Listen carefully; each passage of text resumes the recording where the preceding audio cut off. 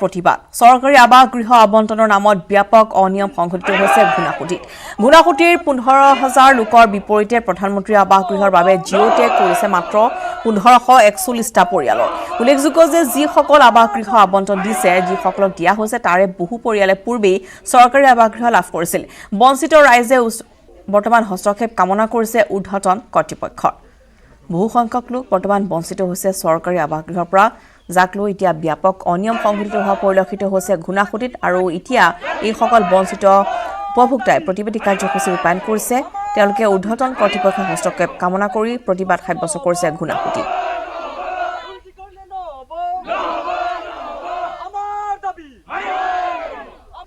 এখন report Sanjeev লাহনৰ report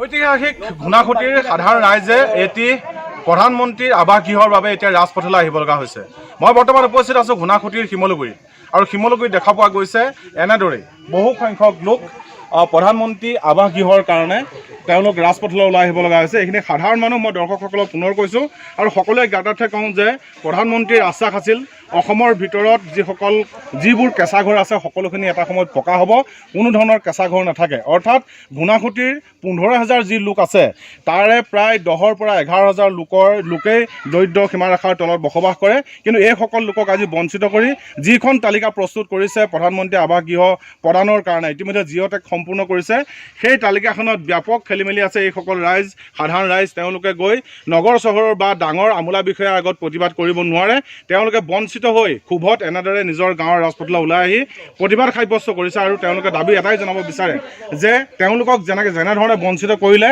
সেই বঞ্চনা তেওঁলোকে মানি নলয় মই যিসকল প্ৰতিবাদকাৰী লোক আছে তেওঁলোকৰ ওচৰলৈ আহিম কি ক'ব এই মুহূৰ্তত যে প্ৰধানমন্ত্ৰী আৱাস গৃহৰ কাৰণে আজি ৰাজপথলৈ আহিব লগা হৈছে কেনেকৈ ধৰণে তালিকাখন প্ৰস্তুত কৰিলে আচলতে আজি চাওক আজি অতি দুৰ্ভাগ্যজনক আমাক যিজনে জিঅ' টেগ কৰিলে আজি অতি কৌশলভাৱে জিঅ' টেগৰ পৰা আমাক বঞ্চিত কৰালে গতিকে চৰকাৰক আমি আজি গুণাসুতিৰ পৰাই অনুৰোধ জনাইছোঁ আমাক পুনৰ অসম চৰকাৰ মুখ্যমন্ত্ৰী সৰ্বানন্দ সোণোৱাল আৰু পঞ্চায়ত এণ্ড ৰুৰেল ডেভেলপমেণ্ট মন্ত্ৰী নৱকুমাৰ দলে ডাঙৰীয়া পুনৰ আমাক বঞ্চিতসকলক জিঅ' টেগ কৰি পুনৰ আমাৰ জিঅ' টেগৰ থ্ৰু দি আমাক পুনৰ বঞ্চিত লাঞ্ছিত এই খিলঞ্জীয়া অসমীয়া মানুহবিলাকৰ পক্ষে থিয় হৈ আমাক পুনৰ জিঅ' টেগৰ থ্ৰু দি আমাক ঘৰ দিয়া ব্যৱস্থা কৰিব লাগিব আজি ইয়াত প্ৰায় গাঁও হিচাপত চালেতো অসংখ্য লোক বঞ্চিত হৈছে আজি বিৰাট খেলিমেলি কিমান মানুহে পালে ইয়াত 1541টা ইয়াত গুণাসুতি জিপিত যথেষ্ট সংখ্যক লোক আছে মই কথা পতাৰ যত্ন কৰিম মাত্ৰ 1541 জনক ইয়াত PM প্ৰধানমন্ত্ৰী আৱাস গৃহৰ ঘৰ দিয়া হ'ল তাৰ বিপৰীতে গুণাসুতিত আছে 15,000 লোক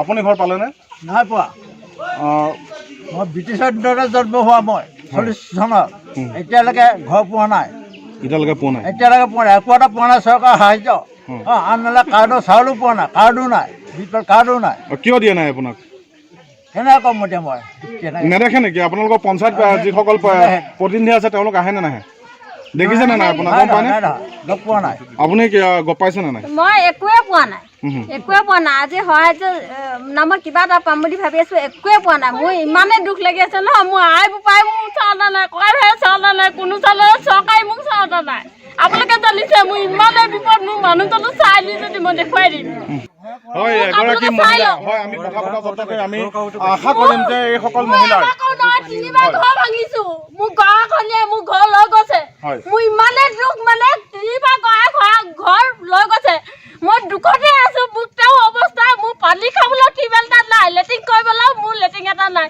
হয় আমি কথা পাতিম যে এইসকল যিসকল লোক আছে তেওঁলোকৰ যি দুৰ্দশা তেওঁলোকৰ যি মৰ্ম বেদনা অন্ততঃ লখিমপুৰ জিলা উপায়ুক্তজনে অনুধাৱন কৰক আৰু পুনৰ জিঅ' টেগৰ ব্যৱস্থা কৰি এইসকল যিসকল বঞ্চিত লোক আছে তেওঁলোকক যাতে এটি আৱাস গৃহ যিটো নেকি তেওঁলোকৰ মৌলিক অধিকাৰৰ ভিতৰতে পৰে সেইটো দিবলৈ ব্যৱস্থা কৰে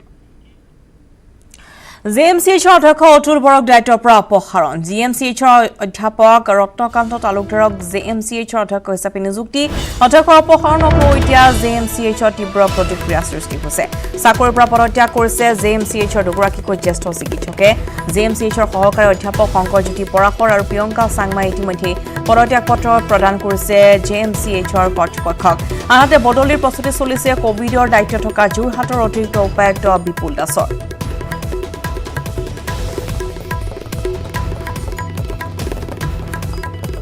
2021 নিৰ্বাচনত কংগ্ৰেছৰ সৈতে মিত্ৰতা কৰা AIUDF বিচাৰিছে 30খনকৈ আসন মিত্ৰতাৰ প্ৰথম চৰ্ত হিচাপে কংগ্ৰেছক 30খন আসন এৰি দিবলৈ দাবী জনাইছে বদৰুদ্দিন আজমলৰ দলটোৱে বিজেপিক ৰুদ্ধি বুলিও কংগ্ৰেছে AIUDFৰ শৰণাপন্ন হোৱাৰ সুযোগ লৈ AIUDFে আৰম্ভ কৰিছে দৰদাম ইয়াকে লৈ একাংশ কংগ্ৰেছীৰ মাজত আৰম্ভ হৈছে অসন্তুষ্ট কংগ্ৰেছী নেতাসকলে মিত্ৰতা বিচৰা নাই AIUDFৰ সৈতে জানিব পৰা মতে মিত্ৰতাৰ বিৰুদ্ধে দলমত গঠন কৰিবলৈ শীঘ্ৰে একগোট হ'ব অসন্তুষ্ট নেতাসকল ইফালে আসন বুজাবুজিৰ প্ৰসংগত সেই সিদ্ধান্ত হাইকমাণ্ডেহে ল'ব বুলি স্পষ্ট কৰি দিছে বিৰোধী দলপতি দেৱব্ৰত শইকীয়াই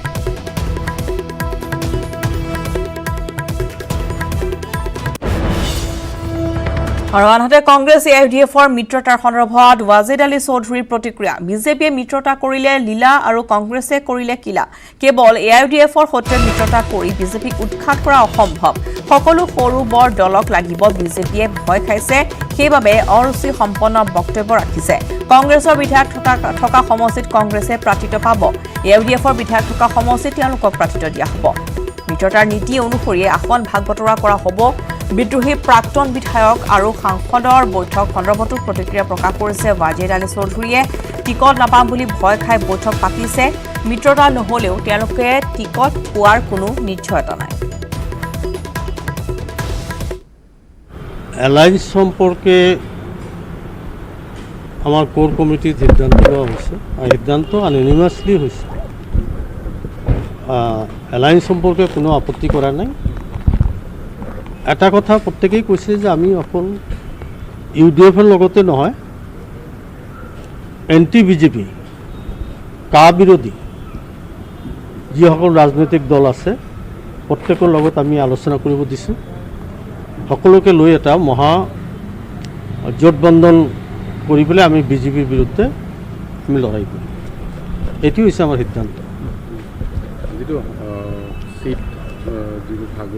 শিখ ভাগ বতৰা এতিয়াও কোনো এইবিলাক আলোচনা হোৱা নাই কাৰণ এইটো হয়তো লেট হ'ব আৰু এলায়েন্সৰ এটা নিয়ম আছে চিটিং গেটিংটো হ'ব লাগিব কংগ্ৰেছৰে চিটিং বা AIUDFৰ চিটিং বা অন্য দলৰ চিটিংবিলাক তেওঁলোকে প্ৰিফাৰেঞ্চ পাবই আৰু কোৰ কমিটি মিটিঙত মই কথাটো উত্থাপন কৰিছিলোঁ যে 2016 নিৰ্বাচনত কংগ্ৰেছৰ অত্যন্ত বেয়া দিন সেই বেয়া দিনত যিকেইটা সমষ্টি কংগ্ৰেছে জিকি আহিছে এই সমষ্টিকেইটা কোনো পদ্ধতি ফলে বিক্ৰীৰ অভাৱত নষ্ট হৈছে লাখ লাখ নেমু উৎপাদিত সামগ্ৰী বজাৰৰ অভাৱত বিক্ৰী কৰিব নোৱাৰাৰ বাবে ব্যাপক সংকটত ৰাজ্যখনৰ কৃষকসকল যাৰ ফলশ্ৰুতিত নষ্ট হৈ পৰিছে কৃষকৰ ফচল তিনিচুকীয়াৰ কাষপথাৰ অসম আৰু অৰুণাচল সীমান্তৱৰ্তী কেইবাখনো গাঁৱৰ কৃষকে বিক্ৰী কৰিব নোৱাৰি লাখ লাখ নেমু নষ্ট কৰি দিয়া এক দৃশ্য এতিয়া উদঙাই দিছে কৃষি বিভাগৰ প্ৰকৃত স্বৰূপ এই দৃশ্য তিনিচুকীয়া জিলাৰ কাকপথাৰৰ অঞ্চলৰ অসম আৰু অৰুণাচল সীমান্তৱৰ্তী টেঙাপানী থাপা বাৰীকে ধৰি বহু কেইখন গাঁৱৰ অৰ্থনীতি নিৰ্ভৰ কৰে নেমু খেতিৰ ওপৰত আনহাতে এই গাঁওকেইখন অসম কৃষি বিশ্ববিদ্যালয়ৰ স্বীকৃতিপ্ৰাপ্ত লেমন ভিলেজ কিন্তু লকডাউনৰ ফলত এতিয়া সংকটৰ সন্মুখীন হ'বলগীয়া হৈছে কৃষকসকল বিক্ৰীৰ অভাৱত এনেদৰে পচিছে লাখ লাখ নেমু নষ্ট হৈছে গছতে আৰু যাৰ ফলত পেলাই দিবলগীয়া অৱস্থাৰ সৃষ্টি হৈছে সৰিছে এনেদৰে নেমু কিন্তু খোৱাৰ বা উপযুক্ত এখন বজাৰৰ অভাৱত এইসকল খেতিয়ক বৰ্তমান এতিয়া হতাশগ্ৰস্ত হোৱা পৰিলক্ষিত হৈছে লকডাউনে কুঙা কৰিছে কাকপথাৰৰ কৃষকসকলক আমাৰ এই অঞ্চলৰ বহু কাজি নেমু খেতিয়ক কাজি নেমু খেতিৰ ওপৰত যথেষ্টখিনি নিৰ্ভৰ কৰে কাজি নেমু খেতিৰ পৰাই তেখেতসকলে টকা পইচা বা অৰ্থনৈতিক দিশটো যথেষ্টখিনি সবল হৈ থাকে কিন্তু এইবাৰ এই লকডাউনটোৰ পৰা সাধাৰণতে কাজি নেমু খেতিয়কসকল অত্যন্ত লছ কৰিছে যিহেতু কাজি নেমু এইবাৰ লকডাউনৰ পৰা বজাৰত বিক্ৰী কৰিবলৈ অসুবিধা হোৱাৰ কাৰণে বহু কাজি নেমু নিজে নিজে পকি হৈ গেলি গৈছে আৰু কোভিড-19 মহামাৰী আতংকৰ মাজতে মহানগৰীত ভয়ংকৰ কাণ্ড লাচিত নগৰত উলংঘা হৈছে আনলকৰ নীতি নিয়ম লাচিত নগৰ আধাৰ কেন্দ্ৰত ভয়ংকৰ ভিৰ হোৱা পৰিলক্ষিত হৈছে য'ত এইসকল লোকৰ মাজত নাই কোনো ধৰণৰ দূৰত্ব নাই মাস্ক চৰকাৰী নীতি নিয়মক ভৰিৰে মোহাৰি দীঘলীয়া শাৰীত থিয় দিছে শ শ লোকে পুৱা 5 বজাৰ পৰা শাৰী পাতিছে গ্ৰাহকে আধাৰ কাৰ্ড তৈয়াৰ কৰাৰ বাবে হাতা ওপৰা লাগিছে গ্ৰাহকসকলৰ মাজত কোনোৱে পুৱা 4 বজাৰ কোনোৱে পুৱা 5 বজাতে আহি এনেদৰে শাৰী পতা পৰিলক্ষিত হৈছে আৰু কাৰ্যালয় খোলাৰ পূৰ্বে এনেদৰে দীঘলীয়া শাৰী হাজাৰ হাজাৰ গ্ৰাহকৰ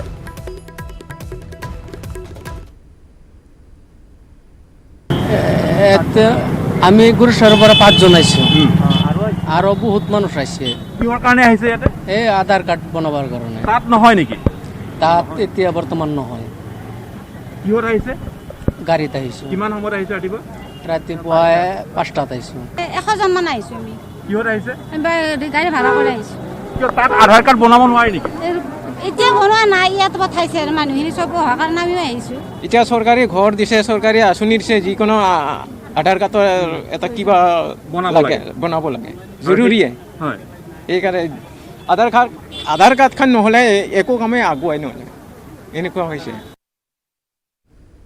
16খন বিশেষ টেট উত্তীৰ্ণ নিয়োগ বঞ্চিত শিক্ষামিত্ৰ গোটৰ ক্ষোভ শিক্ষামিত্ৰৰ শিক্ষকসকলে আত্মজা দিয়াৰ ভাবুকি প্ৰদান কৰিছে শিক্ষামন্ত্ৰীৰ আহ্বান জনাইছে নিয়োগ বঞ্চিত শিক্ষামিত্ৰই 351 গৰাকী শিক্ষামিত্ৰৰ বয়সৰ ঊৰ্ধ সীমা উকলি যোৱাৰ অজুহাতত নিযুক্তিৰ পৰা বঞ্চিত কৰিলে শিক্ষা বিভাগে 27 আগষ্টত টেট শিক্ষকক নিযুক্তি পত্ৰৰ অন্তৰ্ভুক্ত নহল শিক্ষামিত্ৰৰ 351 গৰাকী শিক্ষক যাৰ কাৰণে ক্ষোভিত হৈ পৰিছে শিক্ষকসকল বঞ্চিত শিক্ষামিত্ৰসকলে ক্ষোভ ব্যক্ত কৰিছে এনেদৰে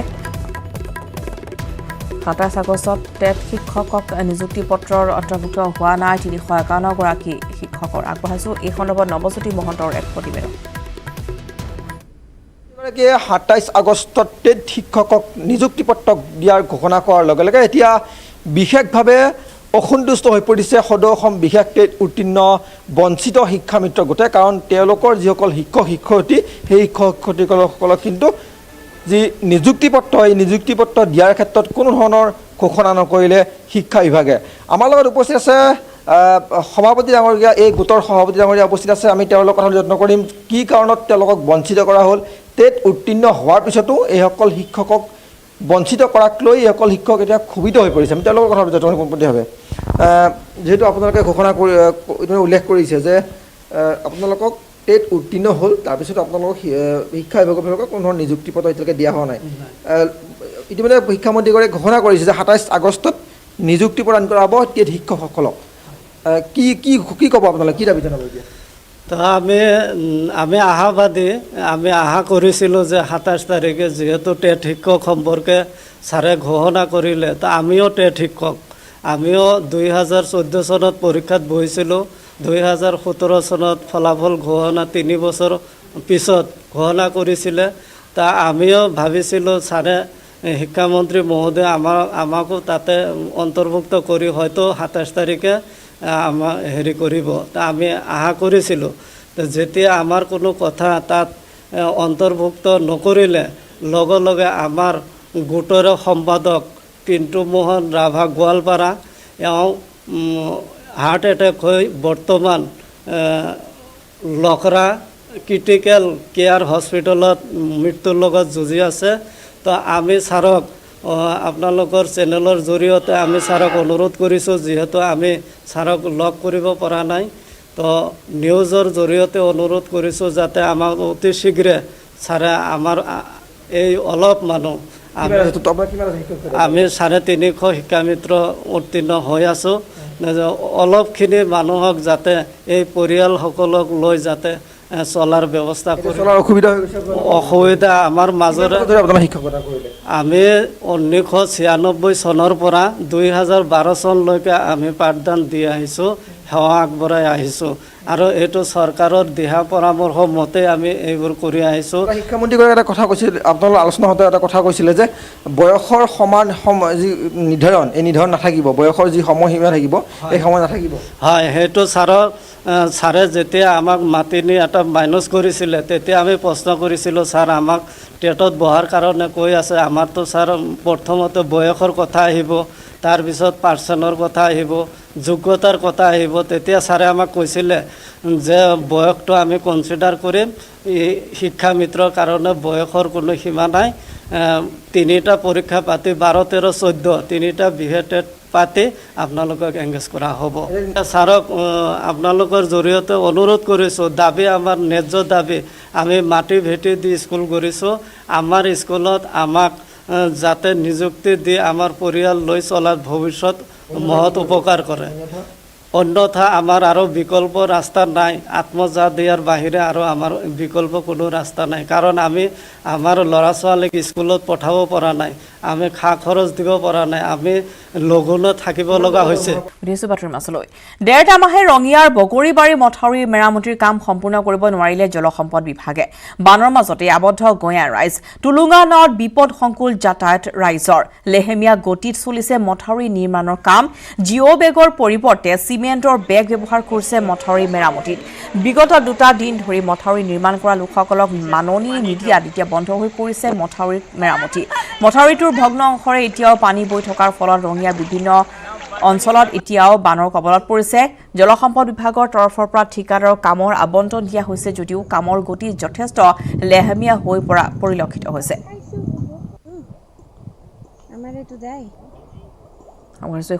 ইনামুল ইছলামৰ এক ৰিপৰ্ট। হয়, মই আছোঁ ৰঙিয়াৰ বগৰীবাৰীৰ ভগ্ন মাথাউৰিৰ। প্ৰায় 1.5 মাহ ধৰি ভগ্ন মাথাউৰি সম্পূৰ্ণ কৰিব নোৱাৰিলে জলসম্পদ বিভাগে, যাৰ ফলত দুৰ্ভোগ ভুগিছে গঞা ৰাইজে। প্ৰায় 1.5 মাহ ধৰি নিৰ্মাণ কৰি আছে। জলসিঞ্চন মন্ত্ৰী ভৱেশ কলিতাৰ উপস্থিতিত দেখা নামমাত্ৰে ইয়াত নিৰ্মাণ কৰা হৈছিলে। ইয়াত মথাউৰি মেৰামতিত লাগিছিল, কিন্তু তাৰপিছতো যি মথাউৰি আছে এই মথাউৰি 50% কামো সম্পূৰ্ণ হৈ নুঠিলে, যাৰ ফলত ইয়াত এজাক বৰষুণতে ইয়াত ডুবি উঠে। ৰঙিয়াৰ প্ৰায় 50খনতকৈ অধিক গাঁও বানত প্লাবিত হৈ পৰে, যাৰ ফলত ৰাইজৰ যথেষ্ট সমস্যাৰ সন্মুখীন হৈছে মথাউৰিত। আৰু যিসকল ঠিকাদাৰৰ অধীনত কাম কৰি আছিল, দিন হাজিৰা কৰি আছিল, সেইসকলকো 2 দিন ধৰি ইয়াত যি মাননি আছিল মাননি নিদিয়াৰ অভিযোগ উত্থাপন হৈছে, যাৰ ফলত দুৰ্ভোগ ভুগিছে, কাম সম্পূৰ্ণ বন্ধ ৰাখিছে। আমাৰ লগত ইয়াত দিন হাজিৰা কৰা লোকসকল আছে, স্থানীয় লোক, তেখেতসকলৰ পৰা জানিবলৈ বিচাৰিম কেনেকুৱা সমস্যা হৈছে আপোনাৰ লগত। আমাৰ সমস্যা তাৰমানে এনেকুৱা হৈছে যে এতিয়ালৈকে ঠিকাদাৰে পইচা দিয়া নাই। পইচা নিদিয়াৰ ফলত আমি কাম কৰিব পৰা নাই।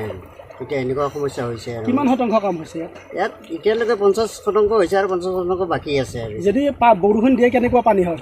বৰষুণ দিলেতো আৰু এইবিলাক চব ভাঙি যাব, কাৰণ বৰষুণ নিদিয়াৰ আগতে যদি এইখিনি বন্ধ কৰিব পাৰিলে ৰাইজে বহুত উপকৃত হ'ব পাৰিলে হয়। কিন্তু বৰষুণ দিয়াৰ ফলত কিন্তু বানটো নাথাকে। হয়, যি মথাউৰি নিৰ্মাণ কৰি আছে ইয়াত অতি লেহেমীয়া গতিত নিৰ্মাণ কৰি আছে, যাৰ ফলত এতিয়াও সম্পূৰ্ণ হৈ উঠা নাই। ইয়াত বাঁহ মাৰি ৰখা হৈছে যদিও ইয়াত যি বস্তা আছিল, জিঅ' বেগ আছিলে, সেইসমূহ এইটো নিম্নমানৰ দিয়া হৈছে আৰু যাৰ ফলত সম্পূৰ্ণ হোৱা নাই। আমাৰ লগত আনগৰাকী ইয়াত স্থানীয় লোক আছে, তেখেতৰ পৰা জানিবলৈ বিচাৰিম কেনেকুৱা সমস্যা আছে আপোনাৰ লগত। ইয়াৰ সমস্যাটো বহুত ধৰণৰ সমস্যা। খেতি পথাৰৰ পৰাই ধৰক ঘৰ দুৱাৰ বহুত তলত মানুহ পানীৰ তলত থাকিব লগা হৈছে। বহুত সমস্যা। আৰু কামৰ ক্ষেত্ৰত যিটো কাম কৰিব লাগিছিল কামটো আগবঢ়া নাই। পানী হ'লেতো আৰু সমস্যা দেখা দিয়ে ইয়াত। হয়, যি মথাউৰি মেৰামতিত লাগিছিলে এই মথাউৰিটো 1.5 মাহ ধৰি এনেদৰে পানীত বুৰ যাই আছে আৰু ইয়াত মথাউৰি মেৰামতিত ইয়াত গাঁৱৰ স্থানীয় লোকেও সহযোগ কৰা পৰিলক্ষিত হৈছিল, কিন্তু তাৰপিছতো ইয়াত মথাউৰি সম্পূৰ্ণ হৈ উঠা নাই। আৰু যি ইয়াত বানত প্ৰায় ৰঙিয়া মহকুমাৰ 100খনতকৈ অধিক গাঁও প্লাবিত হৈ পৰিছিল। বহু ঘৰ নষ্ট হৈ পৰিছিল। খেতি বাতিসমূহ ইয়াত হেজাৰ কৃষিভূমি খেতিত নষ্ট হৈ পৰিছিল। তাৰপিছতো চৰকাৰৰ ফালৰ পৰা ইয়াত যি ধৰণৰ ব্যৱস্থা গ্ৰহণ কৰিব লাগিছিল সেই ধৰণৰ ব্যৱস্থা গ্ৰহণ নকৰাৰ অভিযোগ উত্থাপন হৈছে। আৰু স্থানীয় ৰাইজে দাবী জনাইছে, কাকুতি মিনতি কৰিছে, যি ভগ্ন মথাউৰি আছিল এই মথাউৰিটো অতি সোনকালে মেৰামতি কৰক, আৰু যদি সোনকালে মেৰামতি নকৰে তেতিয়াহ'লে এজাক বৰষুণতে ৰঙিয়াৰ প্ৰায় 50খনতকৈ অধিক গাঁও প্লাবিত হৈ পৰে, যাৰ ফলত স্থানীয় ৰাইজৰ যথেষ্ট সমস্যাৰ সন্মুখীন হয়। আৰু স্থানীয় ৰাইজে চৰকাৰৰ ওচৰত কোকৰাঝাৰ ক্ষুদ্ৰ পাচলি ব্যৱসায়ীৰ প্ৰতিবাদ। কোকৰাঝাৰ বজাৰত পাচলি প্ৰতিবাদী সাব্যস্ত কৰিছে পাচলি ব্যৱসায়ীয়ে। পাচলি বিক্ৰীৰ বাবে উপযুক্ত ঠাই নিদিয়াৰ অভিযোগ উত্থাপন কৰিছে এইসকল ক্ষুদ্ৰ ব্যৱসায়ীয়ে। কোকৰাঝাৰ পৌৰসভাই নিৰ্মাণ কৰা বজাৰ গৃহলৈ যাবলৈ অমান্তি প্ৰকাশ কৰি এনেদৰে পথৰ ওপৰতে প্ৰতিবাদ সাব্যস্ত কৰিছে এইসকল পাচলি ব্যৱসায়ীয়ে।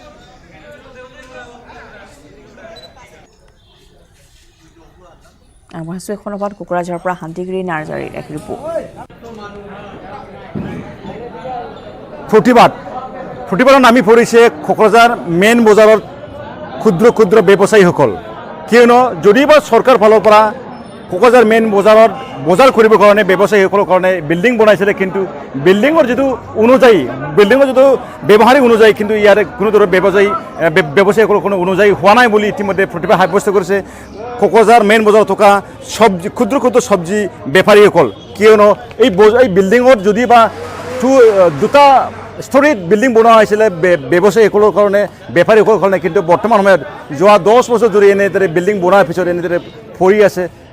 বিগত সময়ছোৱাত যেনেদৰে ইয়াৰ ব্যৱহাৰিক ব্যৱস্থা কৰিবৰ কাৰণে চৰকাৰ বা কোকৰাঝাৰ মিউনিচিপেল বৰ্ডৰ পৰা ইয়াত তৈয়াৰ কৰা হৈছে, কিন্তু বৰ্তমান সময়ত বেপাৰীসকলৰ কাৰণে ইয়াৰ ব্যৱহাৰিক নোহোৱাৰ কাৰণে ওপৰত যাবৰ কাৰণে অসুবিধা হোৱাৰ কাৰণে আজিৰ দিনত এই বজাৰখন ভালকৈ ব্যৱহাৰিক ব্যৱস্থা লৈ আনিবৰ কাৰণে ইতিমধ্যে কোকৰাঝাৰ বজাৰত থকা ক্ষুদ্ৰ ক্ষুদ্ৰ ব্যৱসায়ীসকল তেখেতসকলে আজি প্ৰতিবাদ সাব্যস্ত কৰিছে। মই কথাবোৰ চেষ্টা কৰিছোঁ, তেখেতসকলে হাতত প্লেকাৰ্ড বেনাৰ লৈ পেলাই এনেদৰে চৰকাৰক দাবী জনাইছে যে এতিয়া অতি শীঘ্ৰে এই নিৰ্মাণ কৰা বিল্ডিংটো ব্যৱহাৰিক পৰ্যায়লৈ আনিব লাগে আৰু ব্যৱসায়ীসকলৰ কাৰণে সুবিধাৰ্থী কাম কৰিব লাগে। এই আহ্বান জিলা প্ৰশাসন আৰু কোকৰাঝাৰ পৌৰসভালৈ মই কথাবোৰ চেষ্টা কৰিছোঁ। দাদা আপোনালোকে আজি ইয়াত কি প্ৰতিবাদ কৰিবলৈ কোৱা হৈছে? আমাৰ প্ৰতিবাদ কৰাৰ কাৰণ এইটো হৈছে, ইমানটো ডাঙৰ বিল্ডিং উঠাই দি আমাৰ মাটিটো নষ্ট কৰিছে।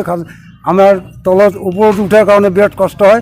চব্জি বজাৰ ওপৰত উঠাৰ কাৰণে আমাৰ মাল নিয়াত বহুত কষ্ট হয়। গৰীব মানুহ কতগুলো আছে, বেপাৰী কৰি খাই আছে, তেওঁলোকৰ কাৰণে বিৰাট দিগদাৰী হৈ আছে।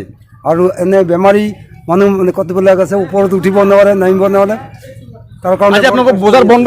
আমি আজি প্ৰতিবাদ সাব্যস্ত কৰিছোঁ, যাতে আমাক ভাল এটা জাগা দি দিয়ে, আমাক তলত ফলত জাগা দিয়ে, যাতে আমাৰ প্ৰত্যেক চব্জিৱালা যাতে উপকাৰ হয়। আজিৰ দিনৰ কাৰণে ক্ষুদ্ৰ ক্ষুদ্ৰ বেপাৰীসকল তেখেতসকলে আজি বজাৰ বন্ধ ৰাখিছে, কিয়নো এই বিল্ডিং যদিও আছে কিন্তু বৰ্তমান সময়ত ব্যৱহাৰিক নহয়। কি কয় আপুনি? আহিছে তেতিয়া মোৰ লগতে গমলৰ লগতে দেখাই কৰা দিবাৰ নাই। এইবিলাক মানুহ এজনো সামনে আহিছে, এই দালাল শ্ৰেণীৰ মানুহগিলা মোক যাব দিয়া নাই। আজি এই কাৰণে বজাৰ বন্ধ ৰাখিছোঁ। আপুনি কি কয়? আমাৰ যিটো গৰীব মানুহবিলাক আছে, এই ইয়াত মাল নেওয়াৰ কাৰণে বহুত পইচাৰো দৰকাৰ। এটা বস্তা উঠাবলৈ 30-40 টকা লাগে, কিছুমান লেবাৰে নুঠায়, নিচতো দোকান দিব নিদিয়ে। এইটো আমি তেনেহ'লে কি কৰিম? বস্তুবিলাক পেলাই লৈ যাব লাগে, এনেকুৱা পৰিস্থিতি আহি গৈছে। আমাৰ দাবী নিচতে হ'ব লাগে। দাদা আপুনি কি কয়? বজাৰ আজি আপোনালোক বন্ধ ৰাখিছে? আজি বন্ধ ৰাখছে, অসুবিধা হয়, বিল্ডিঙৰ উঠা নামাৰ দিগদাৰী হয়, সেইকাৰণে আজিৰ পৰা বন্ধ কৰিছোঁ। কিমান ঘণ্টা? আজি 12 ঘণ্টা। 12 ঘণ্টা বন্ধ ৰাখিব? বন্ধ ৰাখিব 12 ঘণ্টা। কৰোনাত মৃত্যু হোৱা লোকৰ মৃতদেহ সৎকাৰক লৈ বৰপেটা ৰোডত ৰাইজৰ মাজত প্ৰতিবাদ। বৰপেটা ৰোড চহৰৰ ৰাজহুৱা শ্মশানলৈ সৎকাৰৰ বাবে আনিছিল কৰোনাত আক্ৰান্ত হৈ মৃত্যু হোৱা ভৱেশ কৰ্মকাৰ নামৰ লোকজনৰ মৃতদেহ। GMCHত চিকিৎসাধীন অৱস্থাত কৰোনাত আক্ৰান্ত হৈ মৃত্যু সাৱটি ল'লে ব্যক্তিগৰাকীয়ে। GMCHৰ পৰা মৃতদেহ আনি বৰপেটা ৰোড ৰাজহুৱা শ্মশানত সৎকাৰ কৰিবলৈ লোৱাৰ সময়তেই ৰাইজে বাধা প্ৰদান কৰে। মৃতদেহটো চিতা তুলি জুই জ্বলোৱাৰ সময়ছোৱাতে ৰাইজে বাধা প্ৰদান কৰে। ৰাইজে ক্ষোভ দেখি GMCHৰ পৰা মৃতদেহ লৈ অহা স্বাস্থ্যকৰ্মীসকলৰ পলায়ন। অৱশ্যে শ্মশানত বৰপেটা ৰোড আৰক্ষী উপস্থিত হৈ পৰিস্থিতি নিয়ন্ত্ৰণ কৰি ৰাইজক বুজাই বঢ়াই চিকিৎসা কৰ্মীৰ সহযোগত মৃতদেহটো সৎকাৰ কৰা হয়। 4জন মানুহ আহিছে, লেডিজ 2জন আৰু 2টা জেন্টছ আহিছে। আহি কিনে কৈছে যে এতে খৰি আছে না? কয় আছে। শুনি কয় ছজনৰ চন্দনটো ক'ত দিছে? ছজনৰ চন্দনটো এতিয়া নাহে। মই কৈছোঁ ৰাতি উঠি নাহে, কয় এটা কাম কৰি দিব পাৰিবি না? কয় এতিয়া খৰি সোমাই দিবৰ কাৰণে মানুহ আছে না? আমি কৈছি এটাতো মানুহ নাহে। এতিয়া কয় পইচা পাতি চিন্তা নাই, যিমান টকা লাগে আমি দিম, এইটো খৰিটো সোমাই দিম। এটো কি ডেড বডি কৰোনা নেকি? এইটো ডেড বডি কৰোনা। কি পিপি কিট পিন্ধি আহিছে? এম্বুলেন্স লৈ পিপি কিট পিন্ধি আহিছে। আহি কিনে ডাইৰেক্ট 5 মিনিটো দেৰি কৰা নাই, লগে লগে পিপি কিট পিন্ধি উঠাই দিছে। আমি ইয়াতে পুৰা পুলিচ আমাক এটা আটকাই ৰাখছে, সব আটকাই ৰাখছে। আমি আহি কিনে আগুন ধৰাই দিছে। এতিয়া আপোনালোকে ইয়াতে ঢেকিয়াজুলিৰ মোনাবাগত চপাই নৈৰ ভয়াৱহ খহনীয়া। খৰস্ৰোতা চপাই নৈৰ খহনীয়া নিশ্চিহ্ন হোৱাৰ উপক্ৰম মোনাবাগ চাহ বাগিচাৰ ষ্টেচন লাইন। খহনীয়াত দিশহাৰা হৈ পৰিছে বহুকেইটা পৰিয়াল। বিধায়ক অশোক সিংহাল আৰু জলসম্পদ বিভাগ মুৰ্দাবাদ ধ্বনিৰে ভুক্তভোগীৰ প্ৰতিবাদ। খহনীয়া ষ্টেচন লাইনৰ বহু চাহ শ্ৰমিক পৰিয়ালৰ ঘৰ দুৱাৰ এতিয়া মাটি ভেটি উচন হৈছে চপাই নৈৰ বুকুত। ইতিমধ্যে 50টাতকৈ অধিক পৰিয়ালৰ ঘৰ দুৱাৰ নৈ বুকুত যা যোৱা দিশহাৰা হৈ পৰিছে লোকসকল।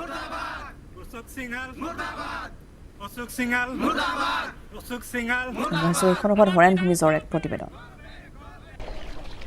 হয়, নিশ্চয়কৈ শোণিতপুৰ জিলাৰ ঢেকিয়াজুলি বিধানসভা সমষ্টিৰ অন্তৰ্গত যি মোনাবাগ চাহ বাগিচা আছে, এই মোনাবাগ চাহ বাগিচাৰ এই ষ্টেচন লাইন এতিয়া যি চপাই নদী, এই চপাই নদীৰ ভয়ংকৰ গৰাখহনীয়াত এক প্ৰকাৰে নিশ্চিহ্ন হোৱাৰ উপক্ৰম হৈছে চাহ বাগিচাখনৰ এই লাইনটো। বহু পৰিয়ালৰ ঘৰ মাটি উচন হৈছে, তেওঁলোকে নিৰাপদ স্থানলৈ যাবলৈ বাধ্য হৈছে, কাৰণ নিতৌ যি চপাই নদীৰ ভয়ংকৰ গৰাখহনীয়া অব্যাহত থকাত এক প্ৰকাৰে এই গাঁওখনলৈ আচলতে চৰম ভাবুকি কঢ়িয়াই আনিছে। মই ইয়াৰ দৃশ্য দেখুৱাম আচলতে কেনেধৰণে ইয়াৰ যি গৰাখহনীয়াই ভয়ংকৰ ৰূপ ধাৰণ কৰিছে এই চপাই নদী। খৰচৌতা যি চপাই নদী এনেধৰণে আচলতে ভয়ংকৰ ৰূপ ধাৰণ কৰি এই যি চাহ বাগিচা এই চাহ বাগিচাখনলৈ চৰম ভাবুকি কঢ়িয়াই আনিছে। বহু পৰিয়ালৰ ঘৰ মাটি এনেধৰণে উচন হৈছে, কিন্তু নিৰ্বিকাৰ হৈ আছে স্থানীয় বিধায়ক অশোক সিংঘালকে ধৰি যি জলসম্পদ বিভাগ আছে এই জলসম্পদ বিভাগ আৰু স্থানীয় ৰাইজ ক্ষোভিত হৈ আছে। কাৰণ এই বছৰে নহয়, বিগত কেইবাবছৰ ধৰি ইয়াত গৰাখহনীয়াৰ ভয়ংকৰ ৰূপ ধাৰণ কৰি বহু পৰিয়ালৰ ঘৰ মাটি উচন কৰাৰ পিছতো আচলতে তেওঁলোকে কোনো ধৰণৰ ব্যৱস্থা গ্ৰহণ কৰা নাই, যাৰ ফলত আচলতে এই অঞ্চলটোৰ ৰাইজে আজি বিনিদ্ৰ ৰজনী কটাব লগা হৈছে। এনেধৰণে ভয়ংকৰ ৰূপত গৰাখহনীয়া অব্যাহত ৰখাৰ ফলত আচলতে তেওঁলোক ক্ষুব্ধ হৈ পৰিছে ইয়াৰ স্থানীয় লোকসকল। আমি কথা পাতিম এই অঞ্চলৰ লোকৰ সৈতে। আজি তেওঁলোকে প্ৰতিবাদ সাব্যস্ত কৰিছে স্থানীয় জনপ্ৰতিনিধিৰ বিৰুদ্ধে, জলসম্পদৰ বিৰুদ্ধে। কি ক'ব?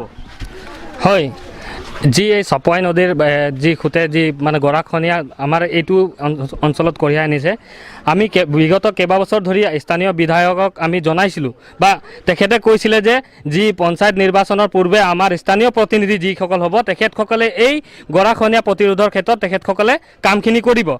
আমি দেখিবলৈ পাইছোঁ না জলসম্পদ বিভাগে না স্থানীয় প্ৰতিনিধিয়ে এইখিনি অঞ্চলত মানে আমাৰ যি মোনাবাগ চাহ বাগিচাৰ ৰাইজে যি এই গৰাখহনীয়াত আজি ভুক্তভোগী হ'বলগীয়া হ'ল। কেইবাখনো ঘৰ যা গ'ল এই নদীৰ সোঁতত আৰু মানুহখিনিৰ ঘৰ দুৱাৰ নোহোৱা হ'ল। তাৰ ফলত ঘৰৰ পানী সোমাই গ'ল, থকা মেলাৰ ইমান অসুবিধাৰ পিছতো স্থানীয় বিধায়ক অশোক সিংঘালে খা খবৰ নল'লে বা স্থানীয় প্ৰতিনিধি কোনো আহি ইয়াত কাণসাৰ নিদিলে যে আমাৰ মানুহখিনি কেনেকুৱা আছে কেনেকুৱা নাই। অৰ্থাৎ এতিয়া ভোট বেংক হিচাপে তেখেতসকলে কৈছে আমি ভোট দিওঁ তেখেতক, কিন্তু তেখেতে আমাৰ খবৰ নলয়। আমি কেনেকুৱা আছোঁ কেনেকুৱা নাই এবাৰো খা খবৰ নল'লে। হয়, নিশ্চয়কৈ আচলতে তেওঁলোকে প্ৰতি বছৰ নিৰ্বাচনত ভোট দিয়ে, কিন্তু আচলতে এই লোকসকলৰ দুৰৱস্থা দুৰ্ভোগৰ খবৰ ল'বলৈ আহৰি নাই তেওঁলোকৰ। হয়, দেখি আছে আমি সাংবাদিক যোগেদি আমি যোৱা বছৰো আমি সাক্ষাৎ কৰিছিলোঁ। সাক্ষাৎ কৰাৰ পৰ্যায়ে আমাৰ যিটো মোনাবাগ চাহ বাগিচাৰ অন্তৰ্গত ষ্টেচন লাইন, ইয়াতে গৰাখহনীয়া আহিলে মানে পূৰা ঘৰে ঘৰে পূৰা পানী ভৰ্তি হৈ যায়, কিন্তু আজিলৈকে কোনো ইয়াতে খা খবৰ লোৱা নাই। আৰু লগতে ইয়াতে বহুত মানুহ তেনেকুৱা পানী যা লৈ গৈছে, তথাপিও আজিলৈকে মানে কোনো ধৰণৰ মানে ইয়াতে ব্যৱস্থা লোৱা নাই।